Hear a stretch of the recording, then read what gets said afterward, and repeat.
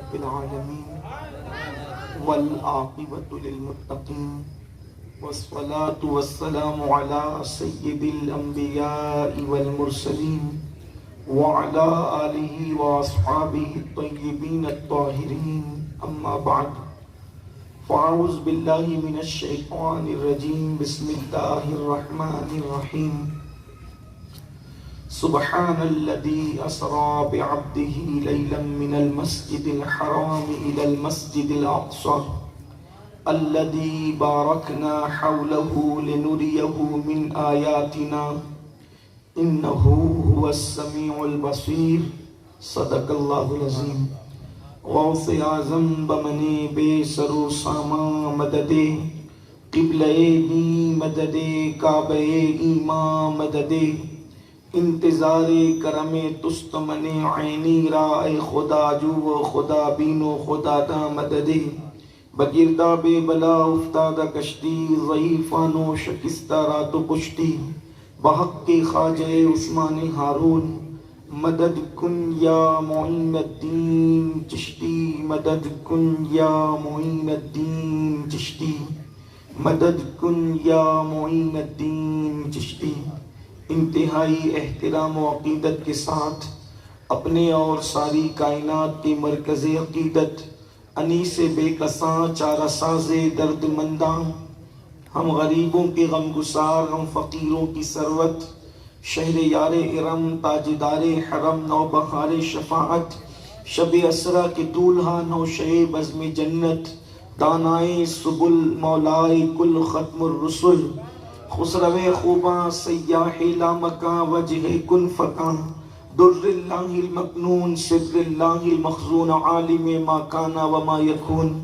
آب و گل انبیاء جانو دل اصفیاء مطلع ہر سعادت مقتع ہر سیادت خلاصہ کائنات فخر موجودات حضور احمد مجتبی محمد مصطفیٰ ارواحنا فدا صلی اللہ تعالی علیہ وآلہ وصحبہ وبارک وسلم کی بارگاہ بے کس پناہ میں جس طریقے سے پڑھاؤں بلند آواز سے میرے ساتھ مل کر پڑھیں الصلاۃ والسلام علیک یا رسول اللہ الصلاۃ والسلام علیک یا نبی اللہ الصلاۃ والسلام علیک یا حبیب اللہ وعلی آلک واصحابک یا نور اللہ صلی اللہ تعالی علیہ وسلم وہ سرور کشور رسالت جو عرش پر جلوگر ہوئے تھے وہ سرور کشور رسالت جو عرش پر جلوگر ہوئے تھے نئے نرالے طرب کے ساما عرب کے مہمان کے لیے تھے تبارک اللہ شان تیری تجھی کو زیبا ہے بے نیازی تبارک اللہ شان تیری تجھی کو زیبا ہے بے نیازی کہیں تو ہو جوش لن ترانی کہیں تقاضے وصال کے تھے کہیں تو ہو جوش لن ترانی کہیں تقاضے وصال کے تھے اور وہی ہے اول وہی ہے آخر وہی ہے ظاہر وہی ہے باطن وہی ہے اول وہی ہے آخر وہی ہے ظاہر وہی ہے باطن اسی کے جلوے اسی سے ملنے اسی سے اس کی طرف گئے تھے اسی کے جلوے اسی سے ملنے اسی سے اس کی طرف گئے تھے. نماز اقصا میں تھا یہی سر آیا ہو مانی یہ اول آخر. نماز اقصا میں تھا یہی سر آیا ہو مانی یہ اول آخر.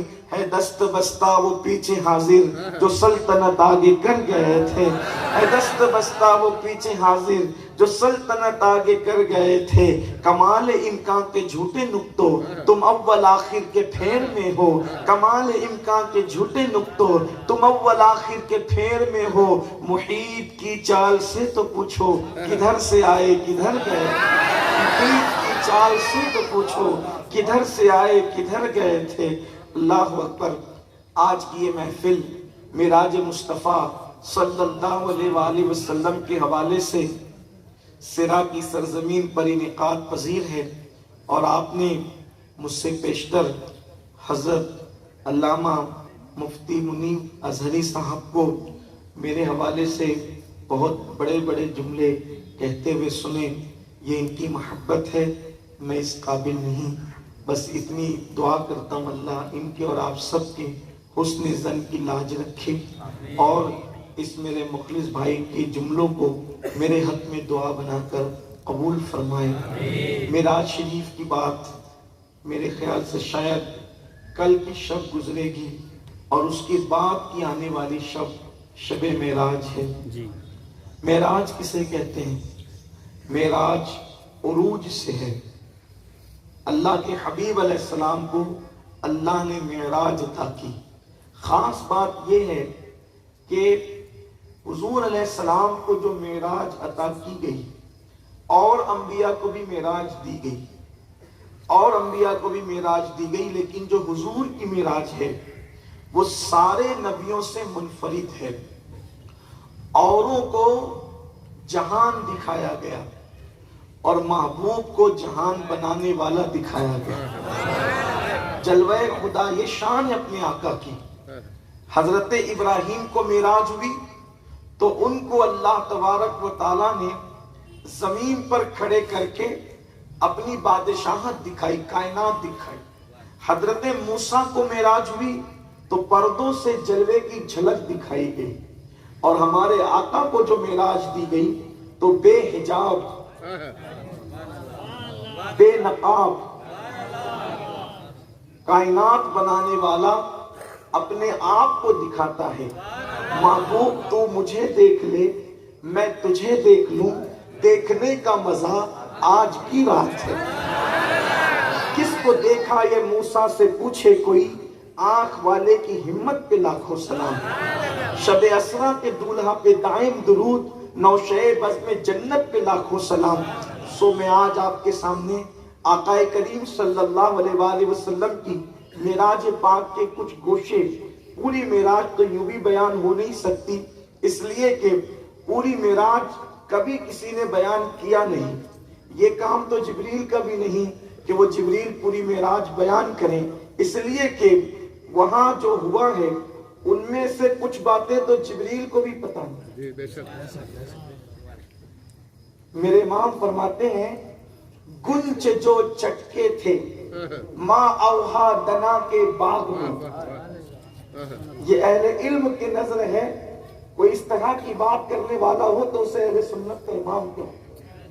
گنچ جو چٹکے تھے ماں اوہا دنا کے باغ میں، بلبل سدرا تک اس کی بو سے بھی محرم نہیں. بلبل سدرا تک اس کی بو سے بھی محرم نہیں.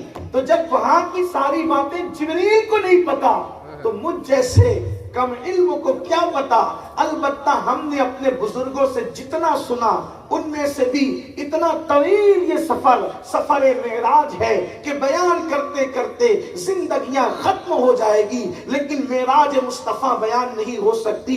یہ حضور علیہ السلام کا ایک معجزہ ہے جسے معجزہ معراج کہتے ہیں. اس ایک معجزے کے اندر سینکڑوں ہزاروں معجزات سمٹ آتے ہیں. اللہ اکبر. میرے سرکار کو معراج ہوئی. آئیے میں اپنے نوجوانوں کو ایک بات عرض کروں، اے میرے آقا علیہ الصلوۃ و تسلیم کے غلاموں، اللہ اگر ہمیں جناب موسیٰ کا امتی بناتا تو بھی اس کا کرم تھا، جناب عیسیٰ کا امتی بناتا تو بھی اس کا کرم تھا، حضرت ابراہیم و ایوب کا امتی بناتا تو بھی اس کا کرم تھا، لیکن میرے اللہ نے ہمیں ان نبیوں کا امتی نہیں بنایا جو مقتدی ہیں مصطفیٰ کے، بلکہ اللہ نے ہمیں امام الانبیاء کا امتی بنایا۔ اللہ اکبر، کیا شان ہے مصطفیٰ جان رحمت کی کہ اللہ اکبر، میرے آقا علیہ السلام کو اللہ نے معراج عطا کی۔ حضور کی عظمت کو سمجھو، حضور کی شان کو سمجھو، حضور کی بزرگی کو سمجھو، اللہ اکبر، اور میرے آقا کو ایسے مانو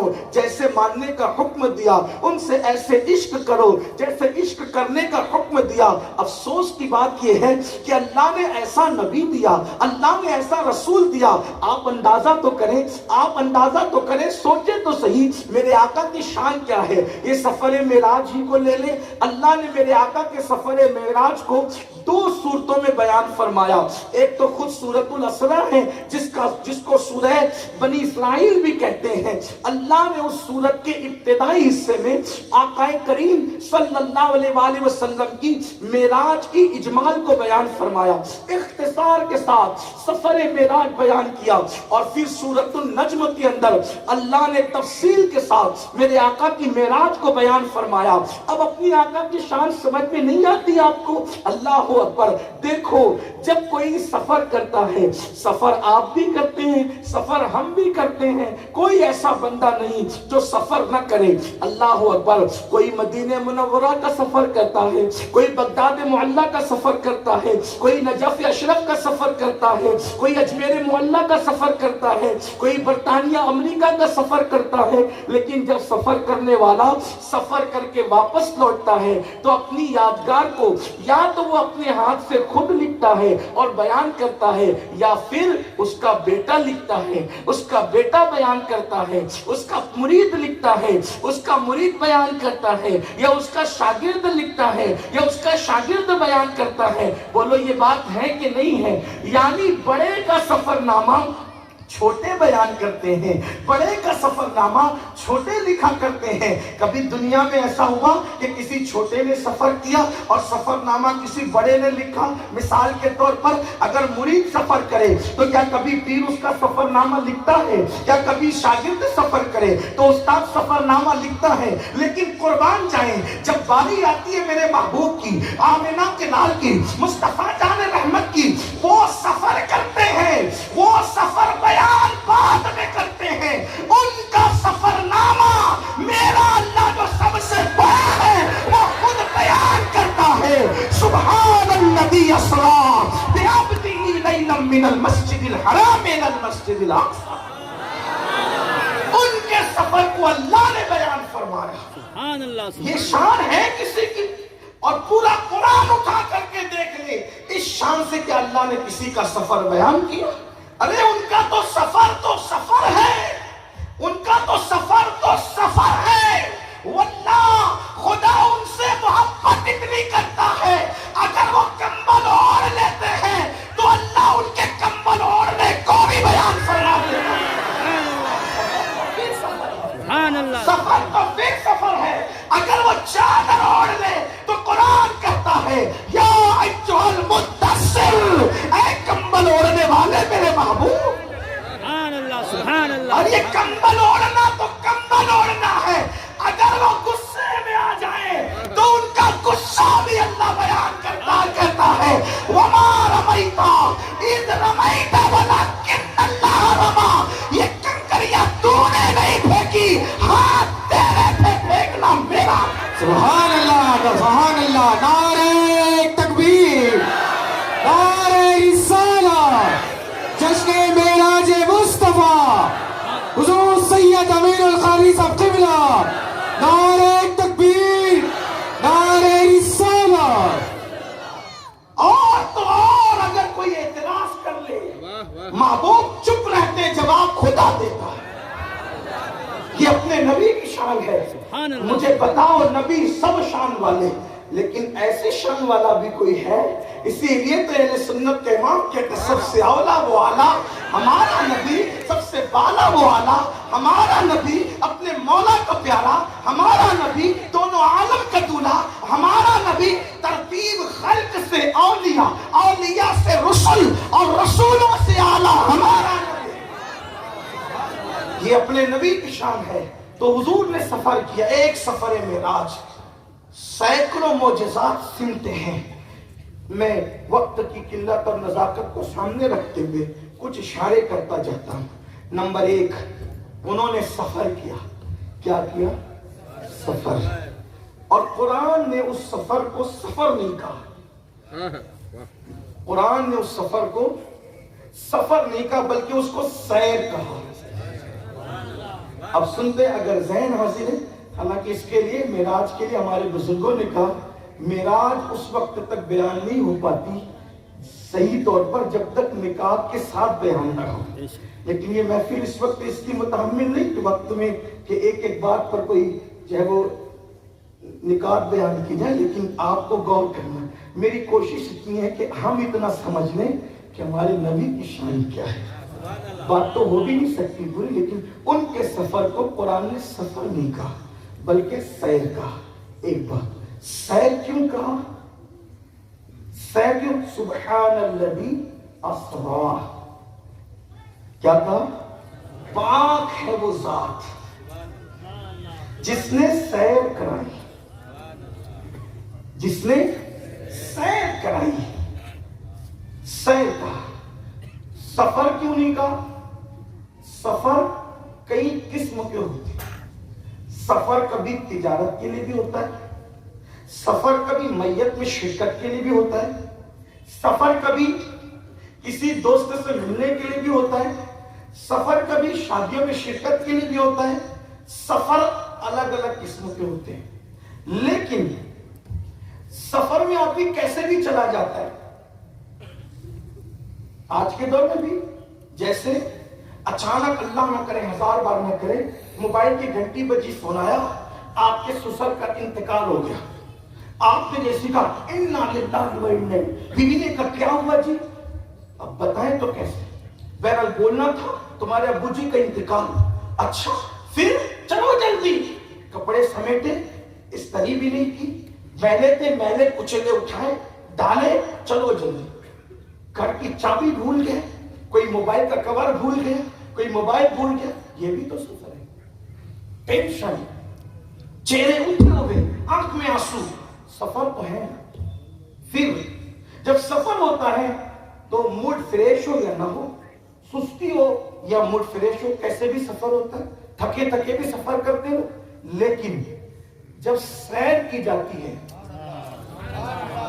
تو سیر میں موڈ بھی فریش ہوتا ہے، تیاریاں بھی پورے تم تراک کے ساتھ ہوتی ہے، تجھ کو احتشام کے ساتھ ہوتی ہے، اہتمام بہت ہوتا ہے۔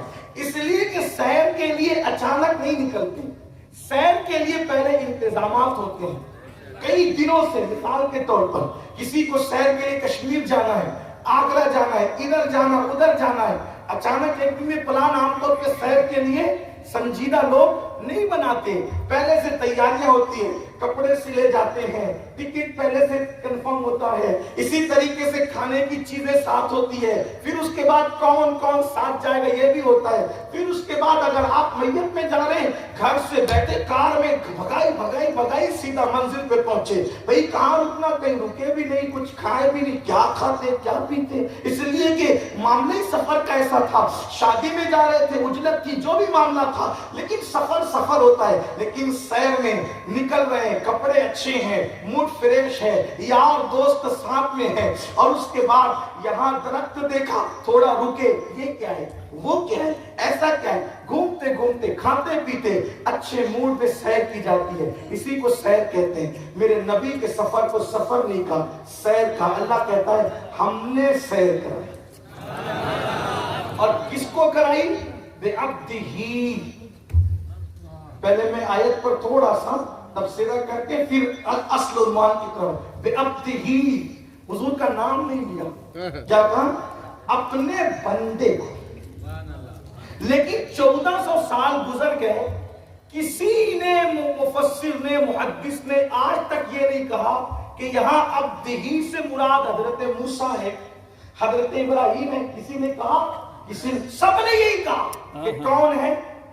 محمد رسول اللہ صلی اللہ علیہ وسلم۔ اختلاف ہے ہی نہیں اس میں، سب کا اس پر اتفاق ہے اہل علم کا، اور اہل علم تو اہل علم، اگر علم نہیں اللہ نے عقل دی تو وہ بھی کہتا ہے کہ عبد ہی سے مراد صرف وہی عبد ہے جو خاص عبد ہے، کیونکہ ساری دنیا عبد ہے، اور مصطفیٰ جان رحمت عبد ہو ہے۔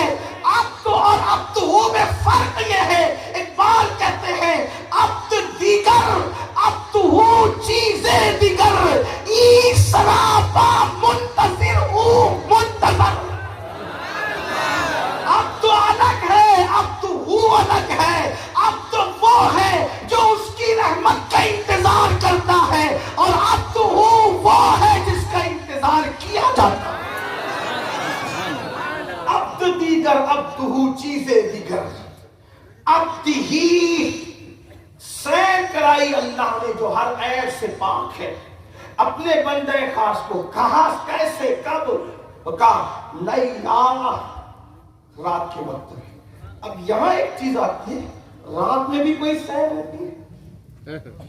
سیر تو دن میں ہوتی ہے، اور جس رات ان کو سیر کرائی اکثر مفسرین اور اہل علم کہتے ہیں وہ 27ویں رجب تھی۔ 27 تاریخ کو چاند نہیں ہوتا، کیا نقطہ ہے صاحب؟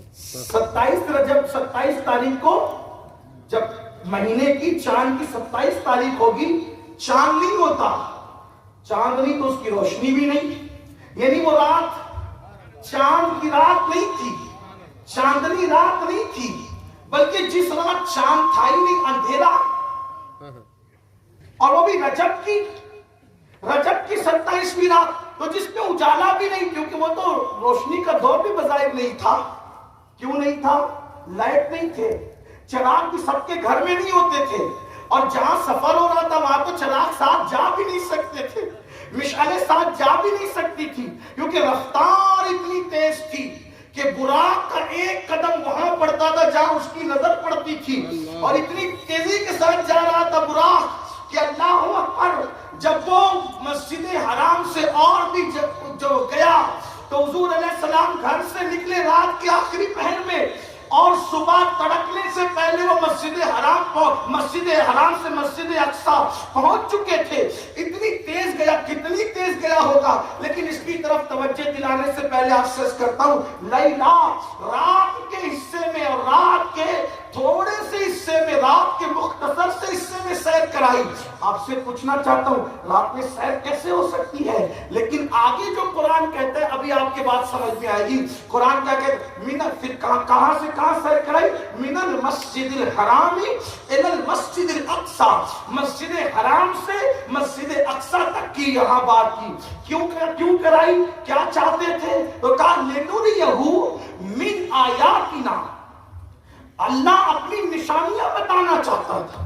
یہ آیاتنا پر بھی ہم آخری میں کچھ گفتگو کریں گے، اپنی نشانیاں بتانا چاہتا تھا، اور پھر تو کہا انہو هو السمیع البصیر، کہ بے شک وہ ہی دیکھنے اور سننے والا ہے۔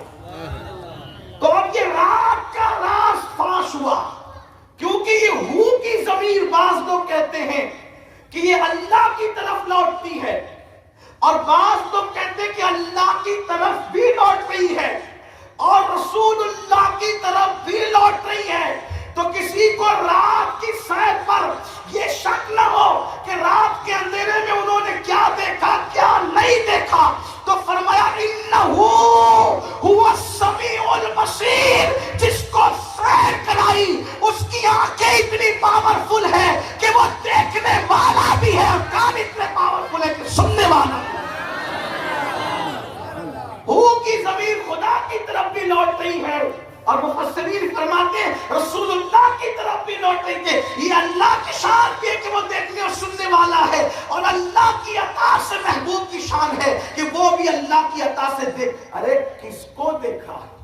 ان کا دیکھنا تو سمجھو، کیا چیز دکھتی ہے؟ آنکھوں سے کیا چیز دکھتی ہے؟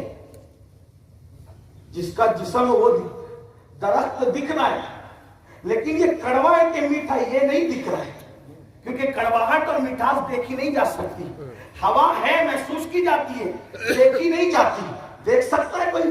آج تک کسی نے دعویٰ کیا کہ میں نے ہوا کو دیکھا؟ آج تک کسی نے دعویٰ کیا کہ میں نے کڑواہٹ کو دیکھا؟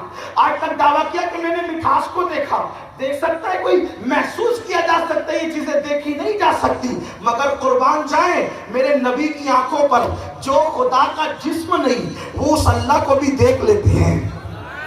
اور جس خدا کی آواز نہیں، اللہ کے کلام میں آواز نہیں ہوتی، اللہ اکبر، تو جس کے کلام میں آواز نہ ہو وہ اس کا کلام بھی سن لیتے ہیں. اسی لیے قرآن کہہ رہا انہ هو السمیع البصیر، وہی تو ہے میرا محبوب جو دیکھنے والا بھی ہے اور سننے والا بھی ہے. اب آئیے ذرا معراج کی بات کر لیتے ہیں. تو حضور علیہ السلام نکلے سیر کے لیے. ایک اور بات آپ سے کہنا چاہتا ہوں، سیر ہو رہی ہے کس شان سے ہو رہی ہے؟ بھائی سیر اکیلے تو نہیں ہوتی نا، یاروں کے ساتھ ہوتی ہے. تو رجب کی جو ہے 27ویں شب ہے اور ہجرت کو 1 سال باقی ہے. نبوت کے اعلان کو 12 سال ہو چکے ہیں، اعلان نبوت کا 12واں سال ہے. میرے آقا علیہ الصلوۃ والتسلیم جو ہے اپنے بستر پر مکے والوں کے ستانے سے ایک دم افسردہ بے چین ہو کر آ کر کے لیٹ گئے ہیں. ہائے ہائے، روزانہ اتنا جاگتے تھے، اتنا جاگتے تھے کہ اللہ فرماتا ہے طٰہٰ ما انزلنا علیک القرآن لتشقیٰ، اے میرے محبوب ہم نے قرآن اس لیے تو آپ پہ نازل نہیں کیا نا کہ آپ مشقت میں پڑ جائیں. محبوب کو کہا کہ پیارے کبھی سو بھی لیا کرو، کبھی آرام بھی کر لیا کرو، لیکن آج کی رات معراج کی رات ہے. محبوب مکے والوں کے ستانے پر سر میں درد ہو گیا ہے اور آپ بستر پر چادر تان کر کے سو رہے ہیں. ایسے میں میرا رب حضرت جبریل سے کہتا ہے اے جبریل 70,000 فرشتوں کو اپنے ساتھ لے کر میرے محبوب کی بارگاہ میں جاؤ اور میرے محبوب کی بارگاہ میں جا کر انہیں معراج کا دولہا بناؤ اور دولہا بنا کر کے پھر ان کو میرے پاس لاؤ اور ان سے کہنا چلیے اللہ آپ کا مشتاق ہے، چلیے اللہ آپ کا مشتاق ہے. جبریل امین آئے، اختصاری سے کہنے لگا ہوں، جبریل امین آئے، آنے کے بعد دیکھا کہ حضور سو رہے ہیں. اللہ سے اس کی مولا ان کو کیسے جگاؤں، ان کو کیسے جگاؤں. بڑی معذرت کے ساتھ آج لوگ دھڑلے سے کہہ دیتے ہیں وہ تو حلیمہ کی بکریاں چراتے تھے، وہ تو ہماری طرح تھے، وہ تو بازار بھی جاتے تھے. یہی تو امتحان ہے میرے عزیز، یہی تو امتحان ہے کہ ان کی حقیقت پر بشریت کا لباس ڈال کر کے تجھے جانچا گیا کہ تو ابو جہل کی بولی بولتا ہے یا ابو بکر کی بولی بولتا ہے. اب یہ آپ کی مرضی. لوگ کہتے ہیں ہندوستان جمہوری ملک ہے، میں نے کہا بالکل ہے، جس کے جو جی میں آئے کہا کرے، لیکن کہنے والا بتائے نا کہ میری کوالٹی کون سی ہے، ابو جہل والا ہوں یا ابو بکر والا. حدیث کا پورا خزانہ کھنگال کے دیکھے. آپ نے کبھی سنا کہ ابو بکر صدیق نے کہا کہ آپ تو میری طرح، عثمان غنی نے کبھی کہا آپ تو میری طرح، علی مرتضیٰ نے کہا آپ تو میری طرح. ان لوگوں نے نہیں کہا. یہ بولی کس نے بولی؟ قرآن اٹھا کر دیکھیں، قرآن اٹھا کر دیکھیں، سورہ ہود اٹھا کر دیکھیں، آپ اٹھا کر کے دیکھیں، سورہ انفال اٹھا کر کے دیکھیں، آپ سورۃ الانبیاء اٹھا کر دیکھیں. آپ کافر یہی کہتے تھے کہ یہ تو ہماری طرح بشر ہے، یہ نبی کیسے ہو سکتا ہے؟ لیکن مومن نے کبھی نہیں کہا، کسی دور کے مومن نے نہیں کہا کہ یہ ہماری طرح، نبی کو ہماری طرح بشر کہنا یہ مومنوں کا طریقہ نہیں ہے. کون بولتا ہے اس سے مجھے کوئی بحث نہیں، لیکن اتنا ضرور کہتا ہوں جو بولتا ہے وہ اپنی حیثیت بتاتا ہے کہ میں کس گروپ کا ہوں. بلکہ مومن تو یہ کہتا ہے سرور کہوں کہ مالک و مولا کہوں تجھے، باغ خلیل کا گنہ زیبا کہوں تجھے، ہرما نصیب ہوں تجھے امید کہوں، جانے مراد کانے تمنا کہوں تجھے. تیرے تو وصف عیب تناہی سے ہے بری، حیراں ہوں میرے شاہ میں کیا کیا کہوں تجھے. اللہ نے تیرے جسم منور کی تابشیں اے جانے جامے جانے تجلا کہوں تجھے. اور کہنے کی سب کو چن کے زناخا کی خاموشی چپ ہو رہا یہ کہہ کے میں کیا کیا کہوں تجھے. سبحان اللہ، سبحان اللہ، نعرہ تکبیر. بولی آپ مجھے تعصب کی بات نہیں کرنا، میں حقیقت میں بولی سے پتا چلتا یہ ہے کون۔ سبحان اللہ۔ مائک پر میری عادت نہیں کہ میں کوئی ڈرامہ کروں، لیکن اگر میں کی آواز نکلے گی تو لوگ ضرور کہیں گے کہ یہ بکری بول ہے نا، اور بھونکنے کی آواز نکلے گی تو آپ بالکل بے تکلف کہیں گے کہ کتا بول رہا ہے، میاؤں کی آواز نکلے گی تو آپ بچہ بھی کہے گا ابو بلی بول رہی۔ بولی سے پتا چلتا ہے کہ تو ہے کون۔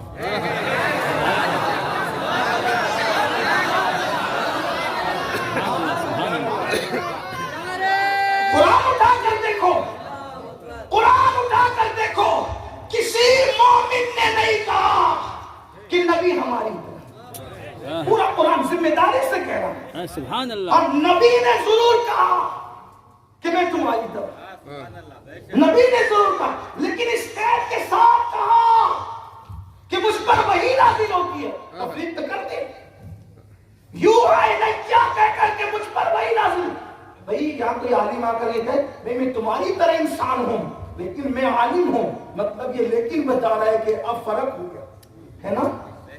ہاں تو کسی مومن نے نہیں، مومنوں نے کیا کہا؟ لا يمكن الصلاة كما كان حقه بعد خدا بزرگ تو یہ قصہ مختصر۔ مومنوں کی تو بات یہ رکھیں، ان کا تو دل نہیں بھرتا، بلکہ ایک مرتبہ سیدنا مولا کائنات شیر خدا علی کے مرتضیٰ فاتح خیبر باب مدینۃ العلم حسنین کے بابا زہرا کے شوہر اللہ اکبر جب یمن جاتے ہیں تو آپ کا تعارف کرانے والے آپ کو بٹھا کے تعارف کراتے، یہ علی ہے، یہ فاتح خیبر ہے، باب مدینۃ العلم ہے، اخی رسول ہے، زوج بطول ہے، حسنین کے بابا، یہ طریقہ تو یہی ہوتا ہے نا، مہمان کا تعارف اچھے سے کرایا جائے۔ جیسے مولانا مفتی صاحب ابھی کرم فرما رہے تھے تو مولا کائنات اٹھ گئے اپنی جگہ سے، تو میں چپ رہا ہوں، میں اپنا تعارف کراتا ہوں کہ میں کون۔ مولا علی نے کیا کہا؟ میں اپنا تعارف کراتا ہوں کہ میں کون۔ مجھے کہتا ہوں فاتح خیبر ہو، باب مدینۃ العلم، خاتم ولایت ہو، یہ ہو یہ ہو یہ ہو، میرا تعارف میری زبان سے سنو، کہ سنو میں کون ہوں؟ انا عبید من عباد محمد، میں محمد کے غلاموں میں سے ادنا غلام ہوں۔ اب اندازہ کر لو کہ جب میری یہ شان ہے تو میرے آقا کی شان کا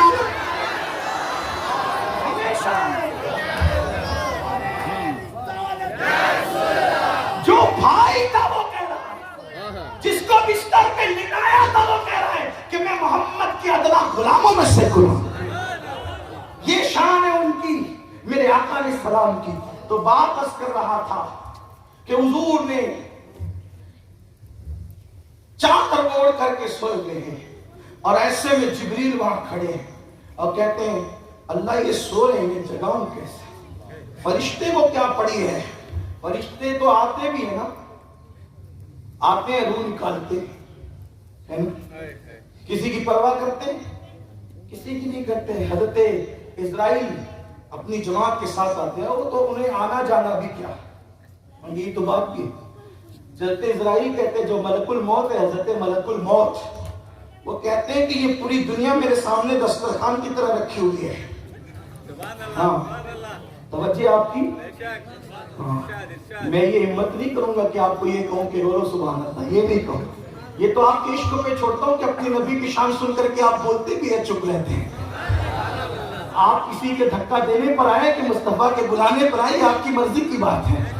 حضرت اسرائیل کہتے جو میرے نبی کے خادم ہیں کہ میرے سامنے یہ دنیا دسترخوان کی طرح رکھی ہوئی ہے، جیسے دسترخوان سے لقمہ اٹھانے والا اٹھا لیتا ہے ویسے میں لوگوں کی روح اٹھا لیا کرتا ہوں۔ اب مجھے بتاؤ جب پوری کائنات کو خادم کے سامنے دسترخوان کی طرح سجا دیا گیا تو مصطفیٰ جان رحمت کی خادم کی یہ شان ہے، تو مخدوم مصطفیٰ جان رحمت کی شان کا عالم کیا ہے؟ اس کا مطلب یہ محفل بھی ان کے سامنے دسترخوان کی طرح رکھی ہے، جیسے دسترخوان پہ لقمہ انسان دیکھتا ہے، مصطفیٰ جان رحمت و شان سے اپنے غلاموں کو دیکھتا ہے۔ سبحان اللہ بلکہ یہ تو خادم دیکھ رہا ہے اس طرح سے، مخدوم کیسے دیکھ رہا ہے تو وہ دیکھنے والا جانا۔ آقا نے بولا میں دنیا کو ایسے دیکھتا ہوں جیسے ہتھیلی دیکھی جائے۔ اور ان کے بیٹے کریم الابوین میرے مرشد غوث پاک کہتے ہیں کہ میں تو اللہ کے شہروں کو ایسے دیکھتا ہوں جیسے تم ہتھیلی پہ رائی کا دانہ دیکھتے۔ جب بیٹے کا دیکھنا ایسا ہے تو بابا کا دیکھنا کیسا ہو؟ تو اللہ کے رسول علیہ السلام کے بارے میں پوچھا، مولا انہیں میں جگاؤں کیسے؟ تو میرا اللہ سکھا رہا ہے، جبریل میں نے تمہیں جو بنایا نا کافوری نور سے، تو اپنی کافوری پیشانی میرے محبوب کے تلوے پہ رکھو۔ اب یہاں تصور کرنا امام اہل سنت کیا کہنا چاہتے ہیں۔ اب تصور کیجئے حضور کے تلوے، حالانکہ میرے ہاتھ واللہ اللہ باللہ کبھی ایسی اوقات نہیں رکھتے کہ میں حضور کے تلووں کا اشارہ اپنے ہاتھوں کے ذریعے سے کروں، یہ گنہگار حالت اس قابل نہیں، لیکن صرف سمجھانے کے لیے، ملانے کے لیے حضور کے تلوے ایسے کھڑے ہیں، سمجھانا میراج کیسی بیان ہو سکتی ہے ورنہ سر پہ سے جائے۔ حضور کے تلوے ایسے کھڑے ہیں، وہ گورے گورے خوبصورت تلوے۔ حضور کے تلوے کا تصور کریں آپ کہ حضور کے تلوے اکثر صحابہ نے نہیں دیکھے، کیونکہ حضور علیہ السلام کبھی پیر پھیلاتے بھی نہیں تھے، چند ایک نے دیکھا، اور جنہوں نے دیکھا پھر انہوں نے دعا کی اللہ محبوب کا تلوہ دیکھا اب کچھ نہ دکھا۔ تو میرے امام اس کو بیان کرتے تیرے تلووں میں جو ہے غیر کا منہ کیا دیکھے، جو آپ کا تلوہ دیکھ لے وہ کسی کا منہ دیکھنا نہ چاہے، وہ میرے محبوب کی شان ہے۔ تیرے تلووں میں، تیرے قدموں میں جو ہے، تیرے قدموں میں جو ہے غیر کا منہ کیا دیکھے، کون نظروں پہ چڑھے دیکھ کے تلوہ دے رہا، جو تلوہ دیکھ لے وہ سب کا حسن بھول جائے۔ اللہ اکبر۔ تو حضور کے تلوے کھڑے ہیں، خوبصورت نازک سے تلوے، اور اس تلوے کی شان کیا تھی وہ بھی سن لیں۔ اس تلوے کی شان یہ تھی اگر حضور مٹی پہ قدم رکھتے تھے تو تلوے کا نقش مٹی پر نہیں پڑتا تھا، حضور کے تلوے کا اثر کبھی مٹی پر ظاہر نہیں ہوا، لیکن اس کو حضور نے پتھر پہ رکھا تو پتھر پہ تلوے کا اثر ظاہر ہوتا تھا۔ گویا کہ قدرت بتا رہی ہے تو بھی تلوے والا، یہ بھی تلوے والا، دونوں کے تلوے میں فرق یہ ہے کہ تم مٹی پہ رکھتا ہے تو نشان قدم بنتا ہے، ان کے تلوے کو دیکھ، یہ مٹی پہ رکھے تو نشان نہیں بنتا، پتھر پہ رکھے تب نشان بنتا۔ اور ایک بات اور عرض کر دوں، لوگ چاہتے ہیں میرا نام ہمیشہ زندہ رہے، میں ہمیشہ باقی رہوں، مجھے ہمیشہ یاد کیا جاتا رہے۔ بولو سب کی تمنا ہے کہ نہیں؟ ٹیچر کی بھی تمنا، ڈاکٹر کی بھی تمنا، مولانا کی بھی تمنا، خطیب کی، اس لیے کہ لوگ آتے ہیں چلے جاتے، چند دن کے بعد ان کو بلا دیا جاتا ہے۔ بولو ابا تھے، دادا تھے، پردادا تھے، لکڑ دادا تھے، پنا پورا سب تھے، چند دن رہے، ڈنکے بجے، پھر بھول گئے، پھر فراموش کر دیے گئے۔ چاہتے ہو ہمیشہ باقی رہو؟ چاہتے ہو؟ ڈنکا بجتا ہے چاہتے ہو؟ عزت کے ساتھ یاد کیے جاتے ہو چاہتے ہو؟ آسان نسخہ بتا دیتا ہوں، نبی کے لیے نرم پڑ جاؤ، نبی کے لیے ان کے عشق میں نرم ہو جاؤ، جب تک دنیا باقی رہے گی ڈنکے بجتے رہیں گے۔ آپ کہیں گے یہ کہاں سے لائے؟ میں نے کہا یہ میں نے پتھروں سے سیکھا۔ سبحان اللہ۔ دنیا میں ہزاروں کروڑوں پتھر پیدا ہوئے، ختم ہو گئے، لیکن جو پتھر نبی کے پیروں کے نیچے نرم ہو گئے، سارے پتھر اٹھا کے پھینکے جاتے ہیں، لیکن وہ پتھر جس پہ نقش پائے نبی ہے، کبھی اجمیر مقدس کی خانقاہ میں نظر آتا ہے، کبھی دلی کی جامع مسجد میں نظر آتا ہے، کبھی کلیئر میں نظر آتا ہے، کبھی لاہور میں نظر آتا ہے، کبھی مدینے میں نظر آتا ہے، اور اس کو اٹھا کے پھینکا نہیں جاتا۔ اولیاء بھی سنبھال کے رکھتے ہیں، اور جب سامنے آتا ہے تو ولی بھی سر پہ اٹھا کے اس کی تعظیم کرتا ہے۔ ارے جب پتھر ان کے لیے نرم ہو کر ہمیشہ کے لیے عزت پا جاتا ہے، پتھر پہ قدم کا نقش بن جائے تو پتھر اتنی عزت پاتا ہے، اگر تیرے دل میں ان کا وہ جلوہ سما جائے تو جب تک کائنات باقی رہے گی تیرے ڈنکے بجتے رہے، ان کا ہو کر تو دے۔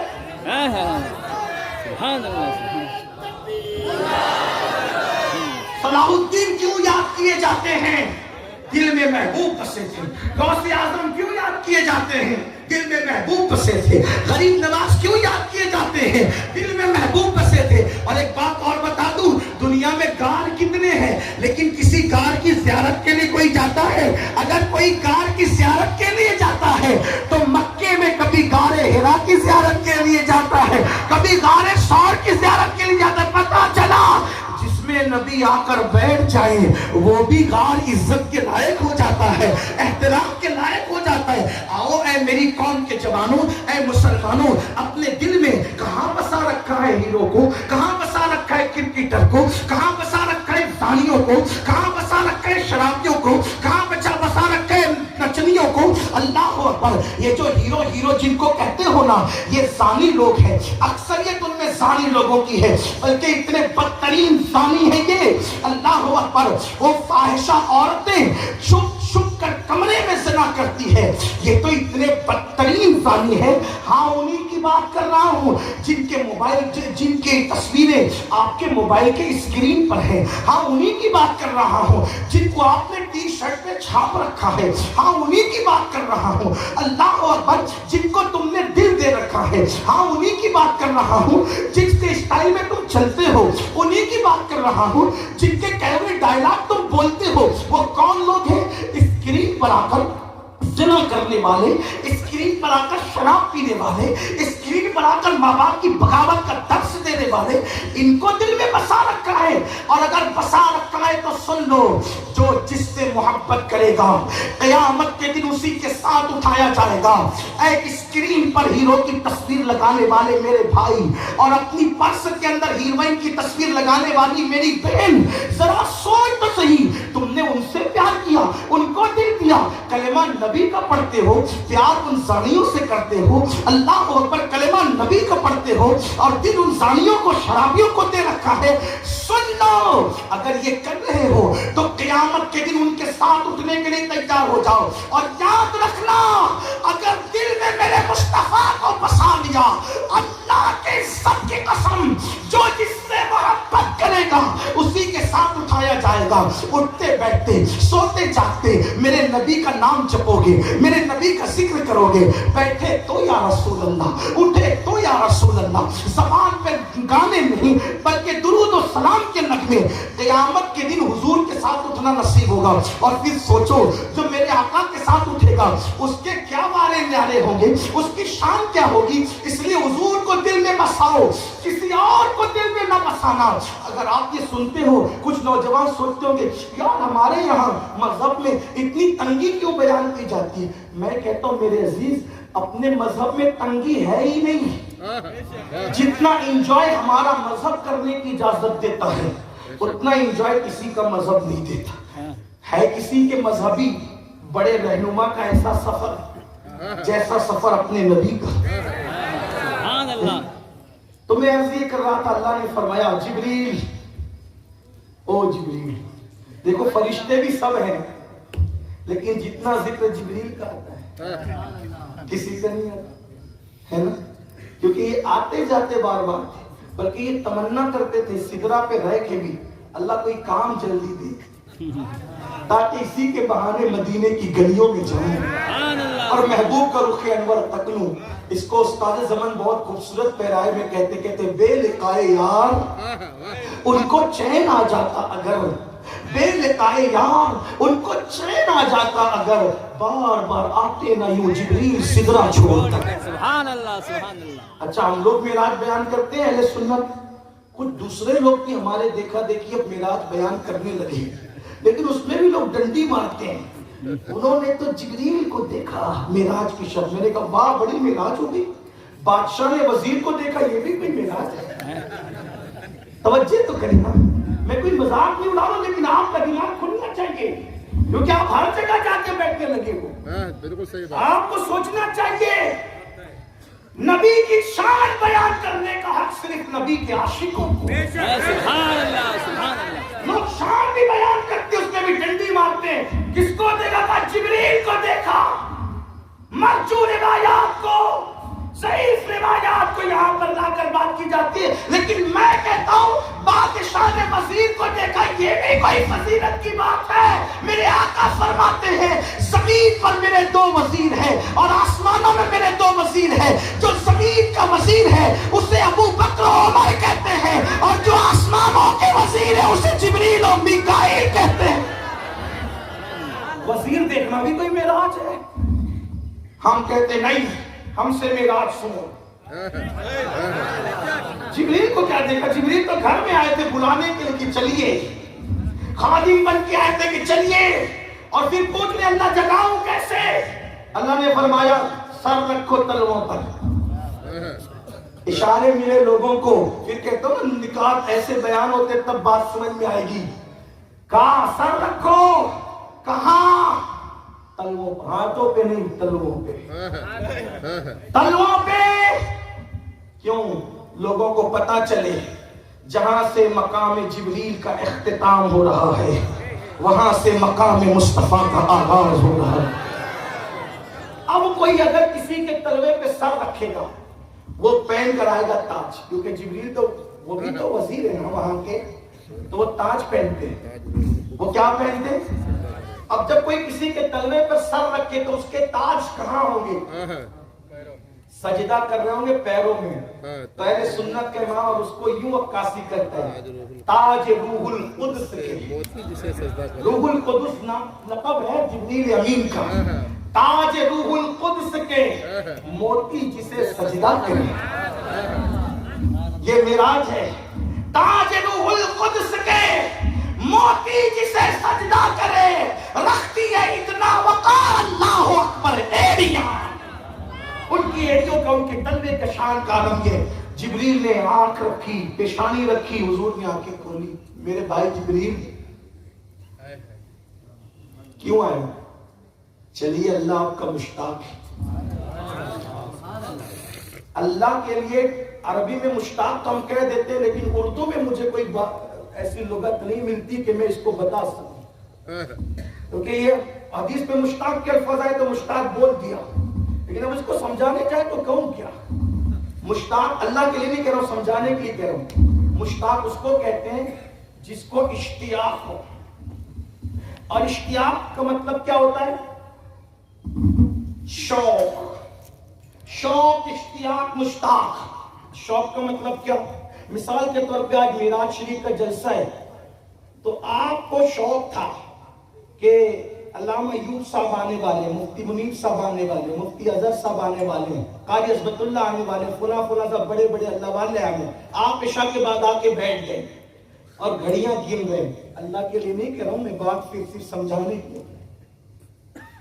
گھڑیاں گن, ارے یار, ارے یہ آ کر کے کیوں ٹائم پاس کر رہا ہے, کیوں علامہ ایوب کو نہیں لاتے, کیوں مفتی منیر کو نہیں لاتے. آپ کی بے چینی بڑھتی جا رہی ہے, ارے وہ کیوں نہیں آتا, ارے وہ کیوں نہیں آتا, ارے وہ کیوں نہیں. بھائی کون؟ جس کا اشتیاق. ہمارا تو مسئلہ کی ادب ہے, کس منہ سے کہوں, کہہ نہیں سکتا, لیکن عربی میں کہا گیا کہ کہو نا کہ اللہ کو تمہارا اشتیاق ہے, اللہ تمہارا مشتاق ہے. اسی لیے اقبال جرأت کر گیا. وہ اقبال تو نہیں, وہ لاہور کا قلندر بول گیا, ہم لوگ کیا زبان کھولیں. اس نے کیا کہا؟ عبد دیگر عبد چیزیں ایسرا پر منتظر او منتظر. منتظر کا مطلب کیا ہوتا ہے؟ منتظر کا مطلب کیا ہوتا ہے؟ جس کا انتظار کیا جائے. منتظر کا مطلب جو انتظار کرے, اور منتظر کا مطلب جس کا انتظار. سمجھ میں آئی بات؟ ہم اللہ کے لیے ڈائریکٹ نہیں کہتے کیونکہ ہمارا مسئلہ ختم ہے. ہم ذمہ داری سے کہتے ہیں کیونکہ یہاں جواب دینا ہے بعد میں, اللہ کو بھی اور اپنے علماء کو بھی. اس لیے احتیاط ہے, لیکن کہاں تو نا. اب میں ملانے کے لیے کہہ رہا ہوں, آپ آگے آتی مثال چھوڑ دیں, آگے آئے. اللہ آپ کا مشتاق ہے, اللہ کو آپ کا شوق ہے, اللہ کو آپ کا اشتیاق ہے, جیسا کہ اس کی شان کے لائق ہے. آپ چلیے. اور اس کے بعد میرے آقا علیہ السلام فرماتے میں اٹھا, میں نے غسل کیا اور لباس پہنا. پھر جبریل نے میرے سر پہ امامہ باندھا. صاحب معرج النبوہ لکھتے ہیں کہ وہ جو امامہ معراج میں حضور کو جبریل نے باندھا تھا وہ آدم علیہ السلام کی پیدائش سے بھی ہزاروں سال پہلے اللہ نے فرشتوں سے کہا تھا فرشتوں محبوب کا ماما تم تیار کرو کیونکہ معراج پہ بلائیں گے تو یہی باندھ کر کے حضور کے سب. اب ایک بات یاد رکھنا ہے, حضور نے 2 رکعت پڑھی, پھر اور بھی سب ہوا, براق آیا وغیرہ وغیرہ, لیکن اب اختتام کو چلتے ہیں, ورنہ یہ تو ابھی مکہ ہی ختم نہیں ہوگا, مکے سے نکلنے ختم نہیں ہوگا. میں ایسے ہی فقیر آدمی ہوں, میں آپ کو میں فن کے مطابق بات نہیں کرنا جانتا, ہم تو عشق کی کہ ہم عشق کے بندے ہیں, کیوں بات پڑھائی ہے تو دل نہیں بڑھتا نا, کیونکہ ہمارا محبوب ہی ایسا ہے. اب حضور چلے یہ بات اختصاص, فرشتے دونوں یہاں 70,000 فرشتے صف لگا کے کھڑے تھے, حضور سے خیرات مانگ رہے تھے, حضور نے دیا, جس کو جو دینا تھا, جس نے جو مانگا سب کو دیا. براق نے بھی مانگا, حضور آج تو میری باری ہے, لیکن وہاں تو بہت ہے جنت میں آقا. پھر جنت میدان محشر میں کوئی اور, آقا نے کہا میں وعدہ کرتے ہیں یہ شرف تجھی کو دیں گے. کچھ لوگ مدینہ منورہ کے لیے کہتے ہیں حضرت دعا کرو, حالانکہ ہم کوئی حضرت بھی نہیں, بہرحال فقیر سے کہتے ہیں دعا کر دیں مدینہ شریف کی حاضری ہو. کچھ لوگ کہتے ہیں دعا کر دیں حضور کا دیدار ہو. میں نے کہا آسان طریقہ, اس سے آسان طریقہ نہیں ہے. فقیر کے پاس بہت آسان طریقہ. کہا کیا؟ میں نے کہا جو ان کے لیے تڑپ کر روتا ہے نا, ان کے شوق میں گڑ گڑاتا رہتا ہے, تڑپتا رہتا ہے, اسی کو وہاں کی حاضری نصیب ہوتی ہے اور اسی کو دیدار نصیب ہوتا ہے. آپ کہیں گے وہ کیسے؟ میں نے کہا جب اللہ نے جبریل سے کہا نا کہ جبریل پہلے جنت میں جانا, براق لے کر پھر محبوب کے پاس جانا, تو جبریل آئے تو دیکھا کہ جنت میں سارے براق خوشیاں منا رہے تھے, کیا آج معراج ہے, آج معراج, آج معراج ہے, آج میں, اور حضور کو کوئی براق لے کے جائے گا, لیکن ایک براق تھا جو رو رہا. تو جبریل کی نظر اس سے پڑی رونے, تو کیوں رو رہا ہے, آج تو خوشی کی رات ہے. کہا میں اس لیے رو رہا ہوں کہ اتنے اچھے اچھوں میں میری باری کب آئی. جبریل سے اللہ نے کہا اسی کی عاجزی ہے, اسی کو لے جا. ان کے لیے رو گے نا, گڑ گڑا. میں تو حیران ہوں, عاشق رسول ہونے کا دعویٰ کرتے ہیں, آپ بھی میری بہنیں بھی, لیکن سیریل میں ہیرو ہیروئن کی جدائی دیکھ کر روتے ہیں, اپنے نبی کے لیے کب روئے, کب روئے اپنے نبی کے لیے, کتنا گڑ گڑائے اپنے نبی کے لیے, کتنی فکر ہے کہ سیریل کا ایک حصہ نہیں چھوٹنا چاہیے, لیکن کبھی یہ بھی سوچا کہ آج نبی پہ درود نہیں چھوٹنا چاہیے. سب کا ذکر کتنا کرتے ہو, اپنے نبی کا ذکر کتنا کرتے ہو. عشق کی بات بہت کی, عشق کیا کتنا. ہم نے تو لوگوں کی غیبتیں کرتے کرتے زندگیاں گوا دی, کیا کبھی اپنے آقا پہ درود پڑھا؟ ارے یہ تو سوچتے کہ 10 منٹ بیٹھ کے اس کی غیبت کریں گے تو ملنا کیا سوائے جہنم کے. وہ 10 منٹ ہم اپنے نبی پہ بیٹھ کے درود پڑھ لیں تو 500 مرتبہ 10 منٹ میں درود پڑھ سکتے ہیں صلی اللہ علیہ وآلہ وسلم. یہ مختصر درود شریف ہے, 5 تسبیح پڑھو گے 10 منٹ لگے گا. 10 منٹ نبی کے لیے نہیں نکال سکتے. نہ حاضری ہو تو پھر کہنا, ان کا دیدار نہ ہو تو پھر کہنا, لیکن یاد رکھنا ان کے دیدار کی نیت سے نہ کرنا, بلکہ ان کی عزت اور احترام کی نیت سے درود پڑھنا. پھر ان کا کرم, پھر ان کا کرم ہے, ان کے کرم کی بات نہ پوچھو, ان کا بڑا کرم ہے. اس لیے میری گزارش ہے, اور ایک درود ایسا ہے کہ جس سے بہتر سگے کا درود دیدار نبی کے لیے نہیں ہے. یہ درود جو پڑھتا ہے وہ جلدی دیدار کرتا ہے. اللہم صلی علی روح سیدنا محمد فی الارواح, اللہم صلی علی جسد سیدنا محمد فی الاجساد, اللہم صلی علی قبر سیدنا محمد فی القبور. یہ ایسا درود ہے جو اس کو روزانہ 100 بار پڑھے بہت جلدی سے میرے نبی کا دیدار کرے. اور درود تاج کی بھی ایسی ہی تاثیر ہے, لیکن یہ جو میں نے مختصر والا پڑھا یہ بہت زیادہ زور اثر ہے, اس کی بہت اہمیت ہے حضور کے دیدار کے بعد میں. تو عرض یہ کر رہا تھا, پھر بہرحال اس براق کو لے جایا گیا اور سب لوگوں نے جو جو مانگنا تھا مانگا. آپ سے پوچھتا ہوں, بائک اگر آپ زور سے چلاؤ یا ٹرین تیز چل رہی ہو, راجدھانی وغیرہ جیسی ٹرین ہے, یا کوئی عام ٹرین بھی فاسٹ چل رہی ہو, آپ دروازے سے سر باہر نکالیں گے تو ہوا سے آپ کو چکر نہیں آئے گا. میرے نبی کا معجزہ, ان ٹرینوں سے, ان پلینوں سے تیز رفتار براق جا رہا ہے اور حضور بیٹھے ہوئے ہوا میں. وہ ہوا حضور کو نقصان نہیں پہنچا رہی. کیوں؟ آج ہوا بھی روک دی گئی, نظام کائنات ٹھہر گیا. نظام کائنات ٹھہر گیا. بات ختم کرتے کرتے کیوں دکھایا معراج پہ کیوں لے گئے؟ کہا اس لیے لے گئے سبحان الذی اسری بعبدہ لیلا من المسجد الحرام الى المسجد الاقصى الذی بارکنا حولہ لنریہ من آیاتنا.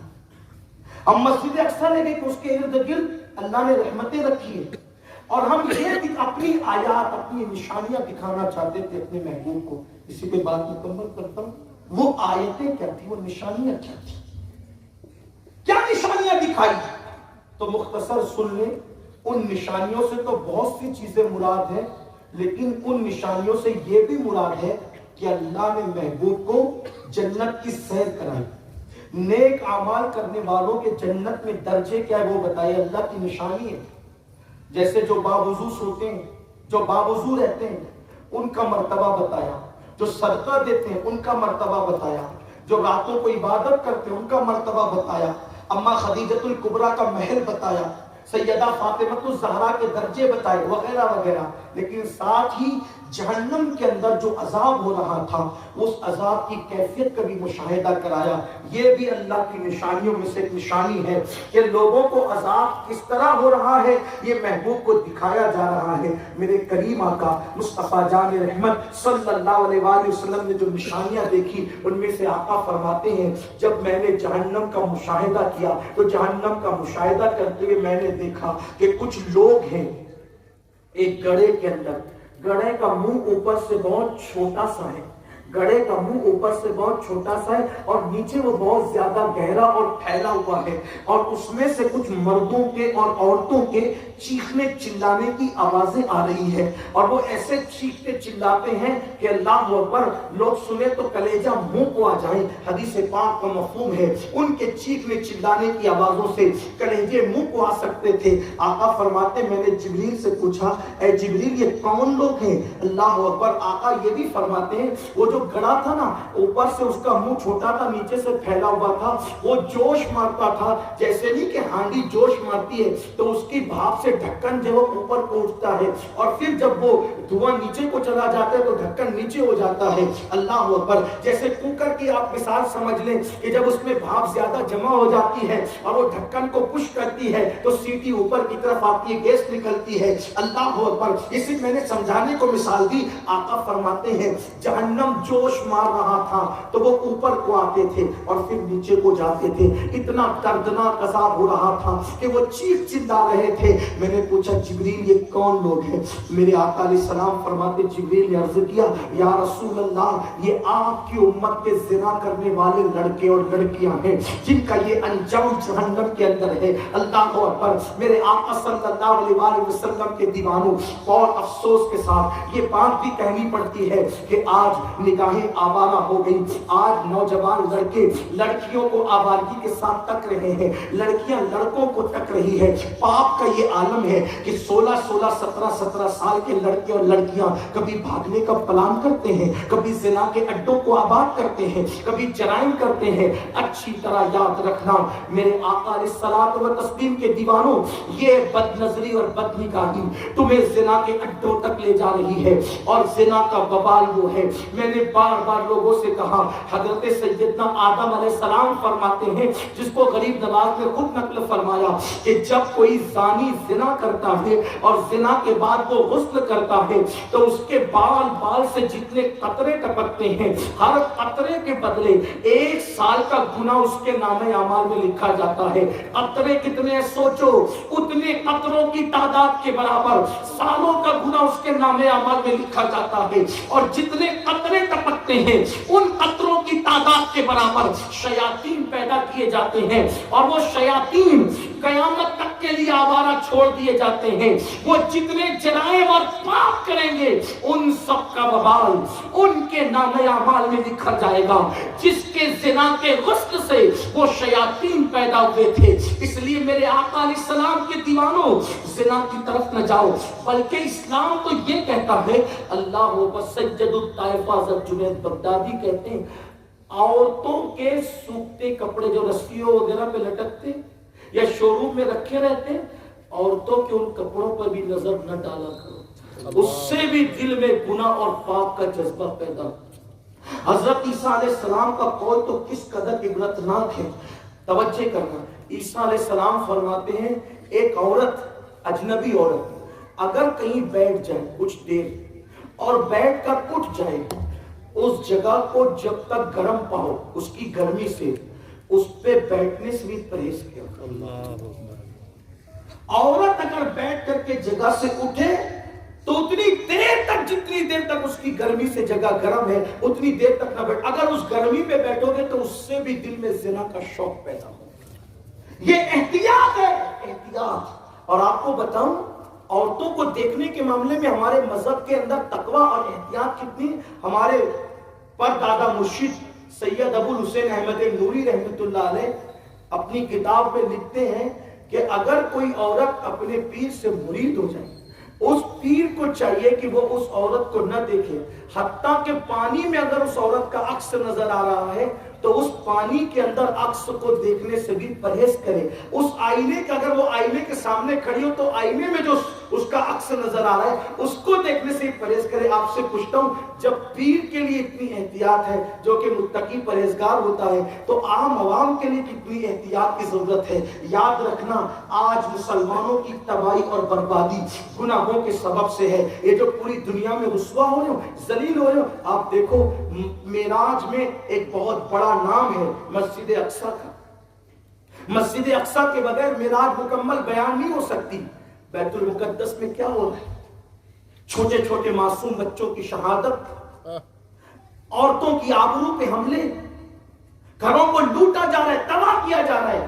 میں کہتا ہوں مسلمان ہندوستان میں بیٹھ کر ان بیت المقدس کے مسلمانوں کی کوئی مدد نہیں کر سکتے، مجھے پتا ہے، کسی بھی ملک میں رہ کے کوئی مدد نہیں کر سکتے، لیکن آپ سے کہتا ہوں بہت بڑی مدد کر سکتے۔ وہ کیسے؟ وہاں جا نہیں سکتے، ان کو بلا نہیں سکتے، لیکن راتوں کی تنہائیوں میں مصلی پہ بیٹھ کے اگر رو کر ان کے لیے دعا کرو تو میرے آقا فرماتے ہیں الدعاء صلاح المومن، دعا مومن کا ہتھیار ہے۔ اس سے بڑا ہتھیار کیا ہوگا مسلمانوں؟ دعا سے بڑا۔ اللہ اکبر، اگر دعا کرو گے تقوی پرہیزگاری کے ساتھ، اللہ تمہارے حالات، ہمارے حالات بھی بدلے گا اور ان کے حالات بھی بدلے گا۔ لیکن افسوس، مسلمانوں نے سرسری طور پر جو دل کو اچھا لگا، جو نفس پر ہلکا لگا، اس کو اپنا لیا، اور جو چیز بھاری پڑ گئی اسے چھوڑ دیا۔ میرے آقا علیہ السلام فرماتے ہیں میں نے جہنم میں دیکھا کچھ لوگ ہیں جن کے پیٹ کے اندر بچھو ہے، پیٹ میں بچھو،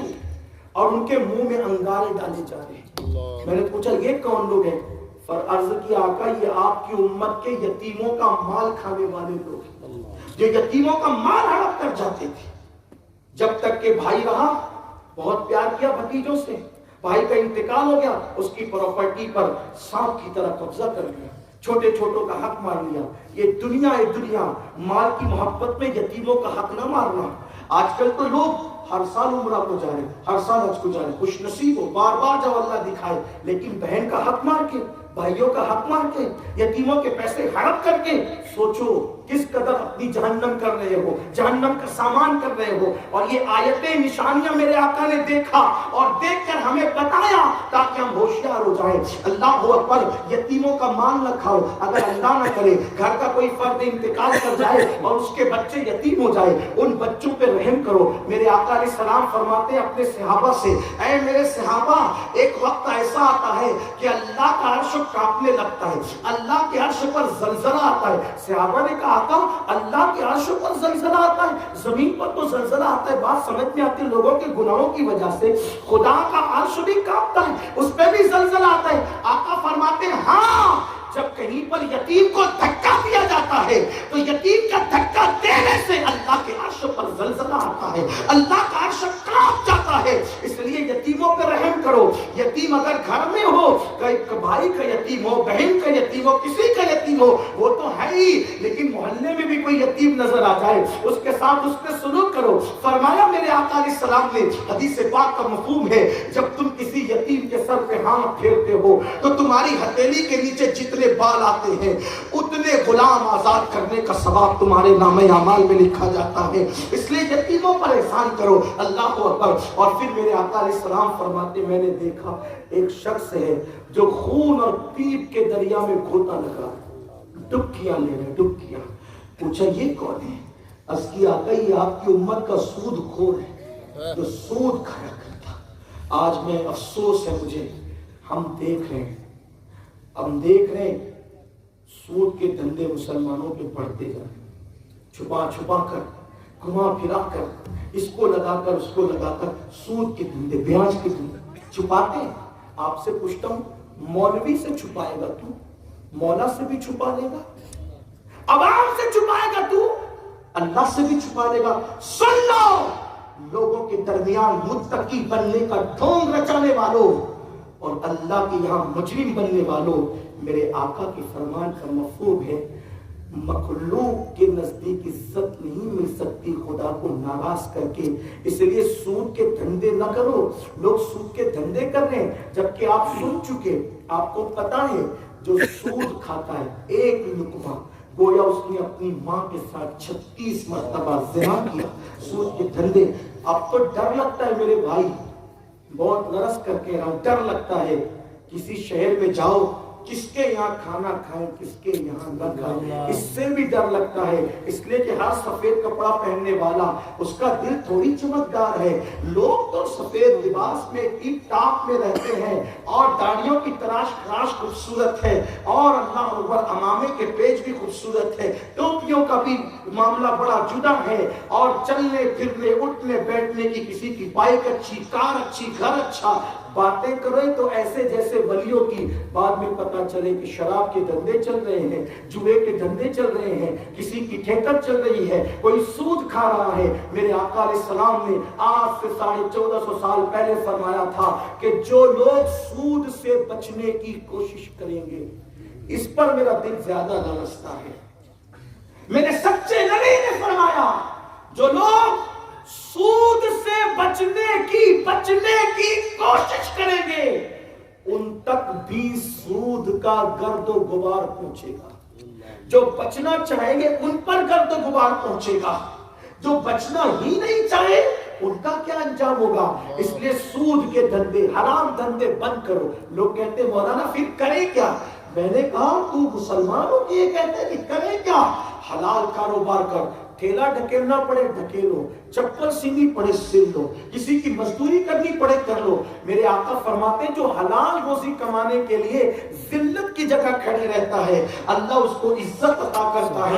اور سن لو, آپ کہتے ہیں مولانا آمدنی کم ہوگی, میں کہتا ہوں کم ہوگی یار رہنے دو, اپنے مقدر میں اللہ نے لکھ دیا ہے, جتنا لکھا ہے اتنا مل کے رہے گا. اپنے نوجوانوں سے کہتا ہوں موبائل چوری کا دھندا سیکھ لیا تم نے, اللہ اکبر, انٹرنیٹ پر بیٹھ کر کے حرام کاروبار کر رہے ہو, جس کاروبار کے اندر سود ہے وہ دھندے کر رہے ہو. کیوں؟ میرے پاس بھی کار ہونا چاہیے, میرے پاس بھی بنگلہ ہونا چاہیے, میرے پاس بھی موبائل ہونا چاہیے. اللہ کے بندے انتظار کر, اللہ کے یہاں دیر ہے اندھیر نہیں ہے. میرا اللہ تجھے دے گا, جتنا تقدیر میں لکھا اتنا ضرور دے گا. سوچو کبھی یوسف علیہ السلام کے بھائیوں نے سوچا تھا جس کو کھوٹے سکوں پہ بیچ رہے ہیں وہ کبھی بادشاہ بھی بنے گا, جس کو کنویں میں ڈال دیں وہ کبھی بادشاہ بھی بنے گا, جس کو غلام بنا لے وہ کبھی بادشاہ بھی بنے گا. یہ میرے اللہ کی شان ہے. اللہ اکبر, جس یوسف کو کھوٹے سکوں پہ بھائیوں نے ذلیل سمجھ کر کے بیچا تھا اللہ نے ان کو بادشاہت عطا کی. تقدیر کا لکھا ہوا پورا ہوتا ہے, اللہ نے تقدیر میں لکھ دیا. یاد رکھنا اگر اللہ نے تقدیر میں مال لکھا ہے تو تمہیں ضرور ملے گا, تم حلال ذریعے سے کوشش کرو, اور اگر نہیں لکھا ہے تو پوری دنیا کی بھی آپ جرائم کر لو آپ کو مال نہیں مل سکتا. تقدیر پہ یقین رکھو, حلال ذریعے سے کوشش کرو. بالخصوص جوانوں سے کہتا ہوں, میری قوم کے جوانوں حلال میں محنت کرو, حلال کاروبار کرنے میں کوئی شرم نہیں. ارے نادان, جب میرے آقا صلی اللہ علیہ وسلم بازار تجارت میں کھڑے ہو کے تجارت کرتے ہیں تو تجارت تو میرے آقا کی سنت ہے. حضرت ایک نبی اللہ اکبر وہ کپڑے سلا کرتے تھے, حضرت اللہ اکبر ایک اللہ کے پیغمبر کپڑے سلا کرتے تھے, ایک اللہ کے پیغمبر ہاتھوں سے زرہ بنایا کرتے تھے, ایک اللہ کے پیغمبر اللہ اکبر کھیتی کیا کرتے تھے. انبیاء نے یہ سب کیوں کیا؟ حالانکہ ان کی شان بہت اعلیٰ تھی. اللہ اکبر. وہ چاہتے تو آسمان سے دولت برستی, لیکن اللہ نے ان سے کہا کہ ہاتھوں سے کماؤ. حتیٰ کہ داؤد علیہ السلام جیسا پیغمبر بادشاہ تھے, بھیس بدل کر نکلتے تھے کہ ذرا لوگوں سے پوچھوں کہ میں کیسا ہوں. جس سے بھیس بدل کے نکلے پوچھا, اچھے تھے تو لوگ اچھا ہی کہتے تھے. ایک دن اللہ نے جبریل کو کہا انسان کی شکل میں جاؤ اور شکل انسانی میں جا کر کے کہو کہ داؤد ہے بہت اچھا آدمی, لیکن اگر اپنے ہاتھ سے کما کر کھائے گا تو یہ زیادہ اچھا ہے.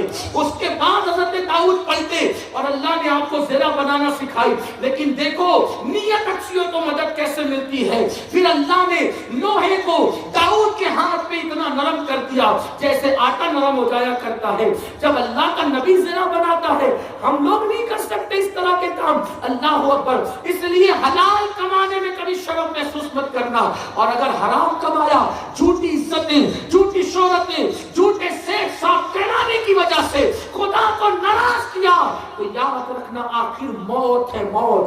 دنیا تمہاری حرام دولت پر عیش کرے گی, عیاشی کرے گی, اور قبر میں جواب آپ کو دینا پڑے گا. مولا کائنات فرماتے ہیں میں تمہاری دنیا لے کر کیا کروں جس کے حلال میں بھی حساب ہے اور جس کے حرام میں عذاب ہے. اس لیے میرے عزیز حلال کی طرف توجہ کرو. آپ کو بتاؤں کئی اولیاء اللہ ایسے گزرے جنہوں نے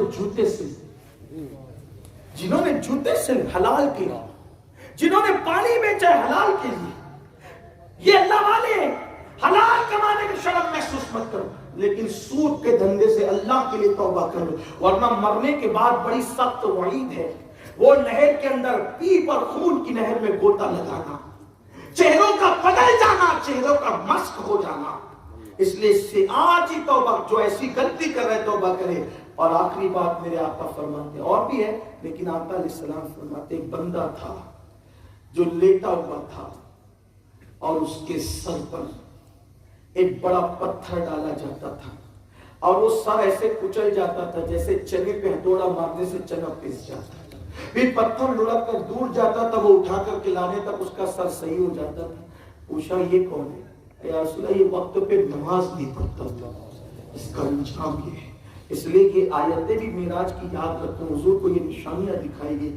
اللہ ہم سب کے حال پہ رحم کرے, ہمیں توفیق عطا فرمائے, اور اللہ اپنے نبی کی شان ہمیں سمجھنے کی توفیق عطا فرمائے. حضور سے اپنے رشتے کو مضبوط کرو. رشتہ مضبوط کرنے کا آسان طریقہ نماز کے ساتھ, نماز کی پابندی کے ساتھ آقا پر کثرت سے درود پڑھو. زبان کو جھوٹ سے بچاؤ, غیبت سے بچاؤ. ہو سکے لوگوں کا دل خوش کرنے والے بنو, کسی کا دل دکھانے والے مت بنو. اس لیے کہ اللہ کے نزدیک دل دکھانے سے بڑا کوئی گناہ نہیں ہے. حضرت عارف رومی کہتے ہیں لوگ کعبے کا احترام کرتے ہیں, بالکل کرنا چاہیے, لیکن لوگ مومنوں کے دل کا خیال کیوں نہیں کرتے؟ کیونکہ کعبہ تو خلیل نے بنایا اور دل رب جلیل نے بنایا. کعبے کے ارد گرد مخلوق طواف کرتی ہے اور مومن کے دل میں اللہ کے انوار ہوا کرتے ہیں. اس لیے لوگوں کا خیال کرو. امام اہل سنت سیدی اعلیٰ حضرت تو یہاں تک بتاتے ہیں کہ کوئی مومن بیٹھا ہو اس کے سامنے پیر بھی مت پھیلاؤ. میں سوچتا ہوں اپنے بزرگوں کا سبق ہم بھول گئے. نعرہ یاد ہے ہمیں بس, اور کچھ نہیں بس. کیوں؟ نعرہ آسان, نعرہ لگاؤ. حالانکہ میں نہیں کہتا کہ مت لگاؤ, لگاؤ, لیکن اگر دل سے نعرہ لگے نا, دل سے. ایک لڑکی نے اسی کرناٹک میں دل سے نعرہ لگایا,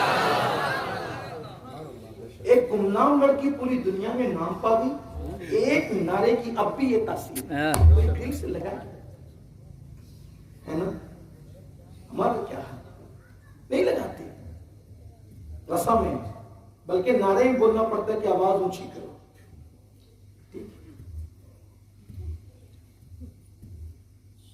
صرف نعرہ یاد مت رکھو, کردار. اور یاد رکھنا کبھی کبھی نعرے بھی وہ کام نہیں کرتے جو کردار کرتا. اچھی طرح یاد رکھیں, نہ میں نعرے کا مخالف ہوں, لیکن بات کرتا ہوں کردار میں بہت نعرے ہیں. امام اہل سنت کی تعلیم سن, فکر رضا, کوئی مومن سامنے بیٹھا ہے، اس کے سینے کی طرف یا لیٹا ہے، پیر مت کرو. کیوں مت کرو؟